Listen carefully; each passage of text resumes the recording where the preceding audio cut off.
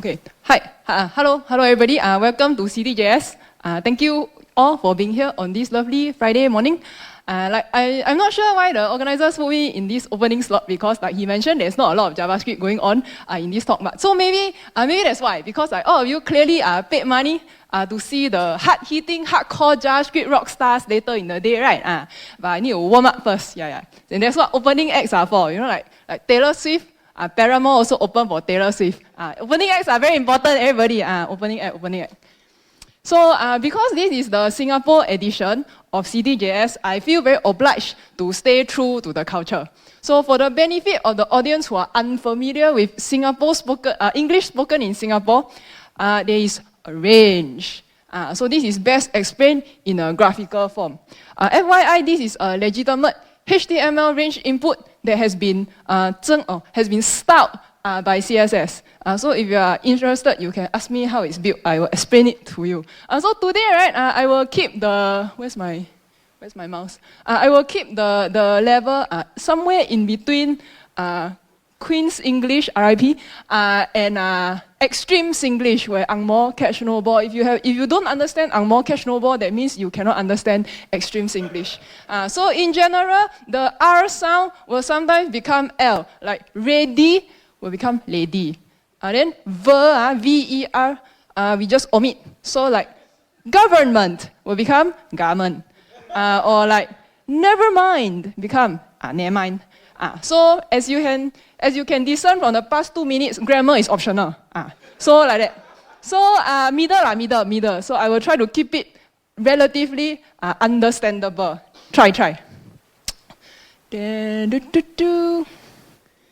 So other than that, it should be, like I said, mostly comprehensible. If you feel a lack of confidence in understanding the next 15 to 20 minutes, please sit next to a friendly Singlish speaking attendee, and I'm sure they will explain all of this to you. Yes. So my name is Hui Jing, is a Chinese name, so our family name comes first. My family name is Chen. In Singapore, is a very common surname. Throw a stone, hit someone's surname Chen.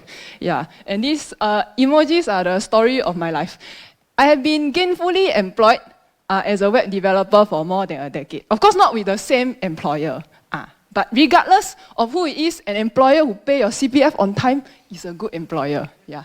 So right now, Interledger Foundation is the company paying my CPF. They're very punctual. I love it. We are a non-profit organization. We are trying to build a payment network based on TCP/IP. So it's like the internet. And our goal is to try to make paying someone as easy as sending an email. But that's not what we are talking about today. They just pay my CPF. Today, I'm going to talk to you about I-18N, which is short for internationalization. So maybe you learn something, maybe you won't, but it's my hope that you will at least be mildly entertained.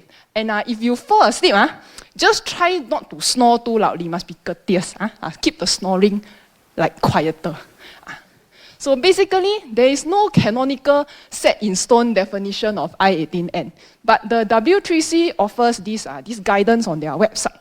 So it tells you that it's about designing and developing in a way that ensures easy localization for specific audiences. Then localization is actually very broad. It's a very broad category.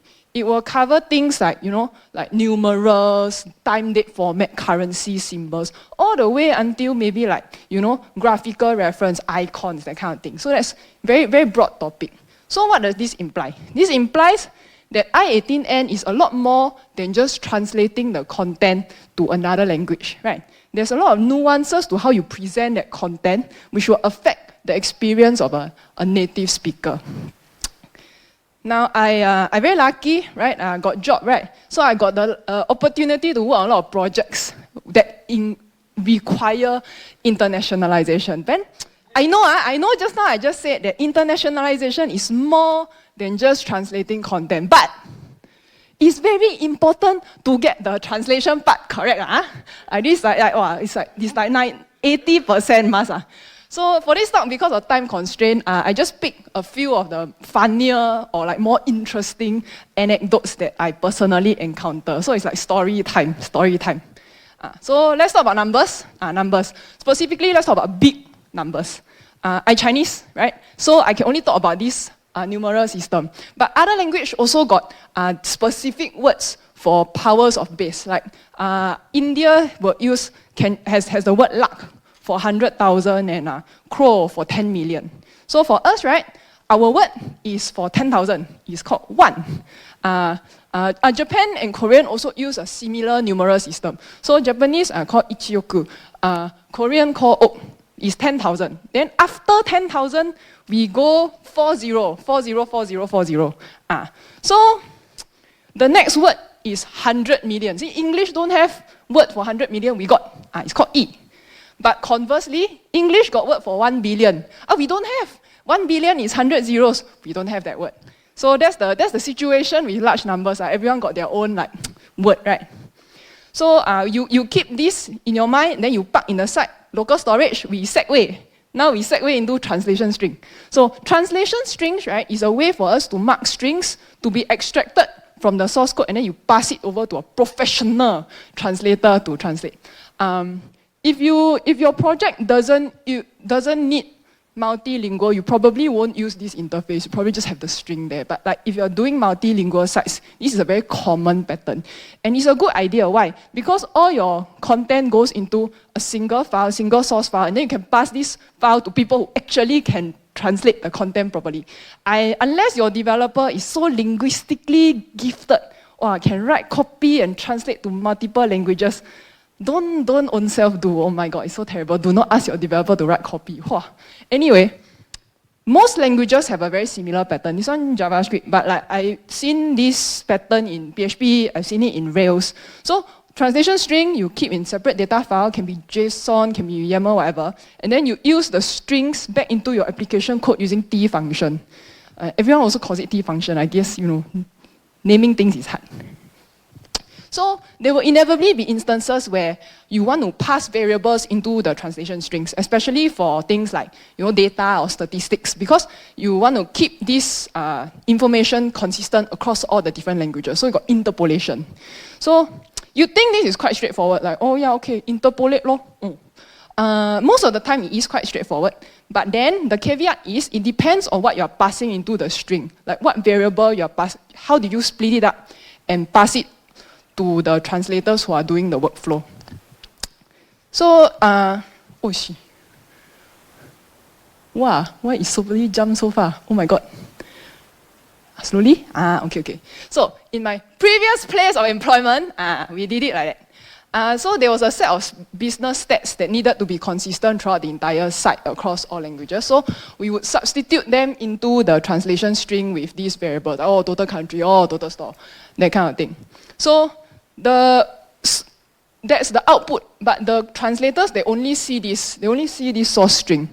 And so then they take it, they say English, translate, they give it back to us in their respective language. So for the most part, this is not a problem for them, they translate accordingly. There's only one instance that got problem, because the number that is returned for total GMV billions, for some reason the person decided, who did all this organization, decided to store the variable in billions. So I don't know who it was. Yeah, it's now my previous place of employment, but I guess he only speaks English maybe, right? I don't know, man. So this is what we got back from the translator. So I understand that this graphically doesn't mean anything to people who do not speak Chinese or Korean, so I explain the problem to you. The following translations have expressed the value of 200 billion because the number that we stored inside the variable was 200. So they express 200 billion as 210 million. So it's not the translator's fault. Because when they got the string, they didn't know that the number stored in the variable 200. Like if you ask me, right, if I got a string and then it used billion, in my mind, billion is already a big number. So it's maybe 5 or 6 billion. So fine, I will just translate it as 10 亿, which is 10 million. So, but regardless, a mistake is a mistake, right? Users don't care how or why you make a mistake. They only see that wow, this company cannot speak Chinese, cannot speak Korean. This is kindergarten kid learning how to use big number words. Very bad. Rookie error. So actually, how it goes is that we have language reviewers. So the Korean language reviewer was supposed to review some other content, and then he was very apologetic. He was actually, I know that I know you told us to only look at the section. But like, this is your homepage, I cannot ignore, I cannot unsee. Oh, when I got a ticket, like, oh shit. The Chinese, Japanese also must have this problem. But when I check, right, only the Chinese side got. Right? How come Japan okay? Japan grammatically correct, why? Because back then our Japan team was very stacked with native Japanese speakers. So the moment they said, oh, cannot, then they went in and changed. So they went in, they manually replaced the character for Jew with 0. Then it became, oh, grammatically correct already, can. So, of course, people fix already, I just steal and use lah. So this is the resultant fix. And so what you can notice, the difference between the Japanese and the Korean Chinese one is spaces. Because when you're doing translation, especially with string interpolation, this is something that always gets overlooked, is the spaces. Because many people are touching the file, go there, come back, change things. Spacing is always the one that gets lost. Because for Chinese, right, if you don't read Chinese, when you look at a block of Chinese text, we have no space between Chinese characters. It's just like, oh, all together. But if it's a Chinese character and a non-Chinese character, right, we will have a space between. So for example, if it's a number, right, Chinese character before, Chinese character after, got a bit of a space. And then Korean has its own like spacing rules. It's called Tyosugi, and they also have their own set of rules. So it's something that is a bit important when you're doing the review when it comes back, right? The spaces get lost in translation. It's something that often gets overlooked, and usually, if you're not a native speaker, like you don't care. But if you're a native speaker, like not nice, right? You know, like when you watch Hollywood movie, like, wow, your budget for your movie 100 million and you couldn't afford to pay for actor can actually speak the language, then you're like, oh shit, so terrible. Yeah, don't do it. So the TLDR is that interpolation is very useful, but should do it sparingly and very deliberately. Yeah, because of all the things that could go wrong, right? Other than what I just described, right? There's also other things that are very different between languages, right? Like pluralization. English is what? Oh, singular, plural, or two. But no, like other languages will have pluralization rule, like for 0 is like that. The sentence structure for 0, for 1, for 2, for few, for many, for other is different, right? So some language even got gendered nouns. So the point is like, if you hard code your word order, or you try to manipulate text at the code level, you're going to make life for your translators very hard, or you just won't get the translation correct. And it's actually, my take on it is that if you're trying to go for a global audience and you cannot get the translation right, you rather not do it. Because if you don't do it, then it's net 0. If you do it and you do it wrong, then it's negative, which is worse, right? Yeah, I must think about it like that. Like sometimes you got a colleague, then you're like, if he's the same level as a potted plant, that's great, because he's not going to ruin your project. But if he's the type of person who like make things worse, then you're like, a potted plant would have been better. Right, same concept. The people who build and maintain I-18N libraries, actually they've done a lot, they've thought about this, and they've done a lot of the tricky work. So it's a good idea if you are going to, multilingualize your site to use these packages, because they are tried and tested, they are maintained. Like for example, JavaScript has the go-to one is I-18 Next, right? And I'm sure that every popular framework has its own flavor of I-18 Next. So if you have to, just use it. Like don't try to do it yourself. It's very hard. Next story. Okay, story number 2. Story number 2 involves Vietnamese characters, because there are Vietnamese in the audience. Yay. Some of you, I keep using CJK. The acronym means Chinese, Japanese, Korean. But sometimes the acronym also include V at the back for Vietnamese. Because historically, Vietnamese in the past also used Chinese characters and some original Vietnamese characters in the writing system. Just that now it's different. Colonization? No lah. I'm not sure if everyone is familiar with Unicode, but like Unicode is a standard for character encoding. And the Unicode Consortium's mission is that like everyone in the world should be able to use their own language from their phones and computers. So I think it's a cool mission.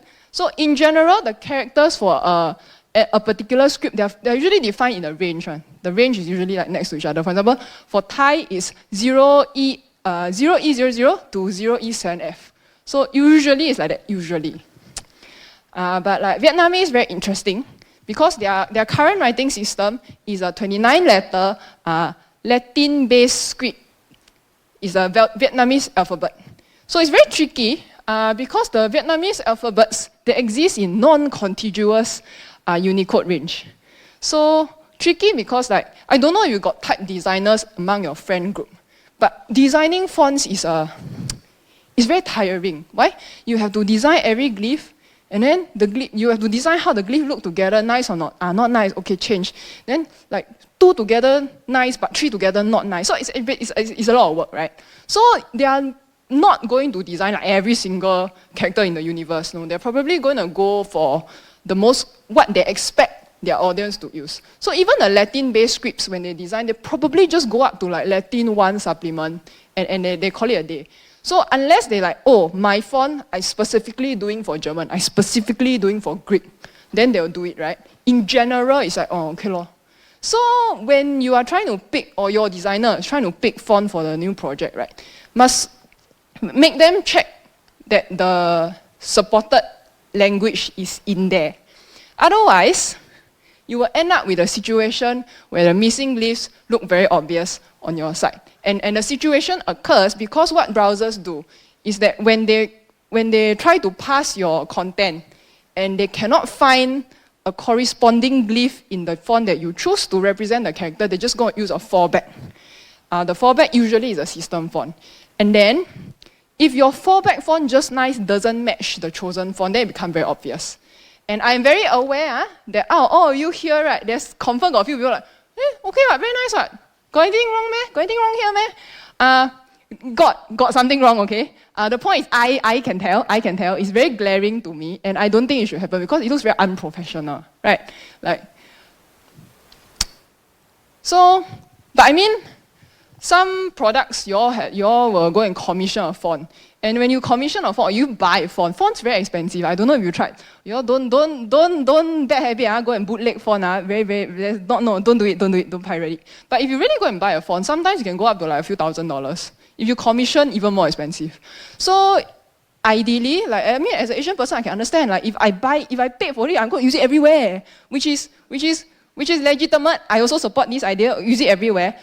So it doesn't mean that just because the language you support is not part of the font, then you don't use. No. You use it everywhere else, and then only for the language that the font doesn't support, you pick another font. You pick a better font stack. So you can use CSS to do it. They finally got code already. CSS. Woo! Okay, anyway.